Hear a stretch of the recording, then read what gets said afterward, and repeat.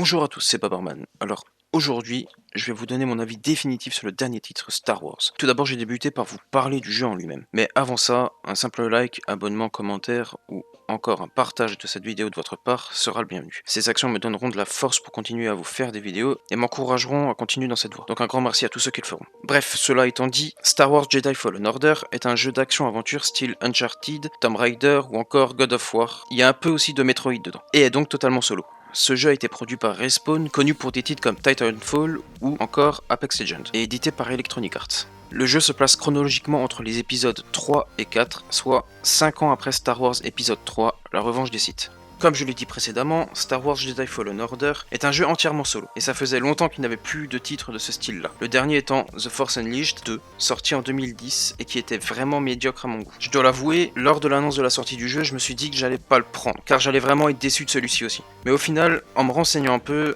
la hype s'est installée, et c'était pas une petite hype en fait. C'était le genre de hype qui donne vraiment des frissons. Enfin bref, ce jeu ne propose encore à ce jour aucun DLC. Et aucune microtransaction. Le moteur graphique Frostbite, qui fait partie de tous les jeux produits par EA, a aussi laissé sa place à Unreal Engine 4, ce qui est plutôt profitable, pour le coup, et ça se ressent en jeu. Bon, passons maintenant à l'histoire du jeu. On incarne un jeune padawan nommé Cal Kestis qui fuit l'Empire après avoir survécu à l'ordre 66 décrété par le chancelier Palpatine, alias Dark Sidious. Tout se passait bien jusqu'à ce qu'un jour, en voulant sauver un ami d'une mort certaine, il décide d'utiliser la force et ainsi devient l'ennemi numéro 1 de l'Empire car il apparaît au grand jour. En voulant s'échapper de l'Empire, nous sommes à notre tour sauvés par une personne prénommée Serré et son compagnon le capitaine du vaisseau, le Mantis, j'ai nommé Grise. La destination suivante nous donnera notre quête principale, trouver une relique de l'ordre Jedi pour accomplir une mission bien plus importante que je vous laisse découvrir en jeu par vous-même. Pour accomplir cette quête, nous serons accompagnés des deux personnages cités précédemment, mais aussi d'un petit droïde appelé BD1, qui nous sera d'une grande aide. Mis à part son côté amusant et craquant, ce petit droïde nous sera indispensable par bien des manières, croyez-moi. Parlons maintenant du gameplay. Comme je l'ai dit au début de la vidéo, Star Wars Jedi Fallen Order est un jeu action-aventure comme Uncharted ou encore Tomb Raider. Cependant, le système de combat pourrait nous faire penser à d'autres jeux bien différents. En effet, celui-ci ressemblerait presque à un Sekiro par la difficulté de certains combats, qui selon la difficulté que vous choisirez pourront paraître plus ou moins compliqués. Mais ce n'est pas tout ce qui me fait penser à Sekiro. Ce Star Wars propose à plusieurs endroits de la map des points de méditation qui vous serviront de checkpoint. En plus de servir de point de sauvegarde, ils serviront aussi à vous reposer pour récupérer votre vie contre la réapparition des ennemis combattus précédemment sur toute la planète, ou encore l'utilisation de points de compétences sur un arbre de compétences assez complet. Le jeu nous propose aussi un grand nombre de personnalisations, que ce soit pour le poncho de notre héros, ainsi que son sabre laser, ou encore pour notre droïde et le mantis. Celles-ci sont modifiables directement sur le menu pause, sauf pour le sabre laser, où nous devrons trouver une table de personnalisation, mais pas de panique, il y en a un dans le vaisseau. En parlant du vaisseau, celui-ci nous sert de base. On y trouvera, comme je l'ai dit, une table de personnalisation pour notre sabre laser, mais aussi un point de méditation, notre équipage, un terrarium, et surtout le plus important, la table des contrôles des destinations. Celles-ci sont au nombre de 6 au total, dont 2 qu'on ne pourra plus visiter après avoir fini le jeu. Je ne donnerai pas les noms de ces planètes, et je vous laisserai les découvrir par vous-même. Je vous dirai juste que ces planètes sont plus ou moins grandes, et nous offrent du coup plus ou moins de temps d'exploration pour les découvrir complètement, dans les moindres recoins. Au passage, et ça n'a aucun rapport avec ce que j'ai dit avant, mais je tiens aussi à dire que le doublage français est vraiment exquis, comparé à d'autres jeux de la part de notre bon ami EA. Et il fallait vraiment qu'il le soit, puisque dans ce jeu, ça parle beaucoup en fait. Mais d'un côté, c'est mieux comme ça, parce que sinon ça rendrait vraiment le jeu vide, et on se ferait plutôt chier je pense. Quant à la bande son du jeu, je pense que je ne vais rien dire là-dessus.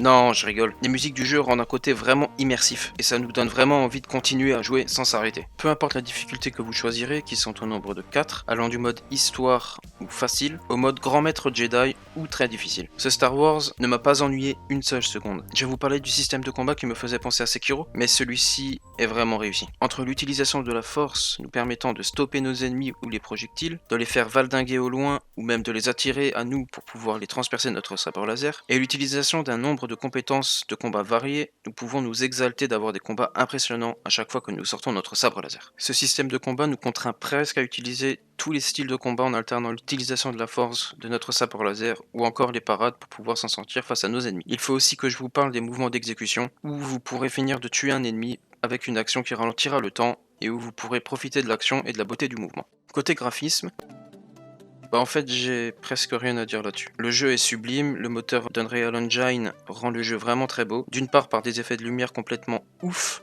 mais aussi par le fait que l'ambiance change complètement d'une planète à une autre, ce qui nous fait totalement dépayser à chaque voyage à travers l'espace. La seule chose que je pourrais dire sur le jeu et qui m'a vraiment déplu, c'est le fait qu'il y a des baisses de framerate à chaque fois que nous partons en exploration dans les différentes planètes qu'on nous propose. Mais il y a aussi les autres options visuelles qui gâchent vraiment le visuel du jeu et que je me suis empressé de désactiver pour éviter de saigner de la rétine tellement c'était horrible. Pour résumer, ce Star Wars Jedi Fallen Order est tout simplement génial. Comme je l'ai dit au début, j'avais peur de l'acheter, mais je m'en serais voulu d'être passé à côté d'un AAA pondu par Respawn et Electronic Arts. Malgré la déception des derniers titres Star Wars, je parle bien entendu du dernier Battlefront 2 qui ne mérite vraiment pas d'être évoqué ici, celui-ci fait remonter dans mon estime la licence Star Wars. Le mix Tomb Raider, God of War, Uncharted ou encore Metroid qui mélangera énigmes, combats et apprentissage tout au long du jeu vous permettra de vous tenir en haleine jusqu'à la fin. Toutefois, le seul problème, c'est le personnage principal. J'ai rien contre l'acteur, j'ai rien contre Cameron Monaghan, je l'aime bien dans son rôle dans la série Gotham. Mais on joue un roux, putain. J'ai rien contre les roux, ils sont gentils et tout, et je sais qu'ils sont en voie d'extinction, mais là, franchement... Pourquoi? Sérieux, ça casse le délire là. Bref, ce jeu est fait pour vous si vous adorez Star Wars, ou alors si vous aimez vous taper des délires en attendant le prochain AAA. Je vais quand même vous donner les points forts et points faibles selon moi de ce Star Wars Jedi Fallen Order. Tout d'abord les points forts. Un gameplay excellent, le mélange de styles de jeu le rend vraiment à part et perso j'adore ça. Les combats magnifiques, les sons, les mouvements rendent le combat vraiment immersif en fait. La bande son à faire tomber par terre, j'ai pas besoin d'en rajouter, je pense qu'on est tous d'accord sur cela. Des graphismes à couper le souffle, et une durée de vie convenable, entre 12 et 20 heures de jeu. Parce que pour un jeu uniquement solo c'est énorme, on va pas se mentir mais généralement en 6 heures c'est torché. Et puis les points faibles. Alors certains personnages sont à revoir, les Wookiees sont vraiment horribles. On dirait qu'ils ont pas eu le temps de les finir tellement ils sont moches. Et des baisses de framerate et quelques bugs. Oui, je le mets en négatif même s'il y en a peu, mais je fais ce que je veux, c'est ma vidéo de toute manière. Voilà, j'en ai fini avec cette vidéo, j'espère que ça vous aura plu. N'hésitez pas à me donner votre avis en commentaire, ça m'intéresse vraiment de le connaître. N'oubliez pas de laisser un petit pouce bleu aussi, c'est gratuit, enfin je crois. N'hésite pas à t'abonner si le contenu te plaît, ça fait toujours plaisir de savoir qu'on est soutenu. Tant que j'y suis, tu peux aussi aller en description, tu trouveras mon lien Utip si tu veux me soutenir autrement en regardant des pubs. Allez, sur ce, que la force soit avec vous et on se retrouve à la prochaine vidéo. Ciao!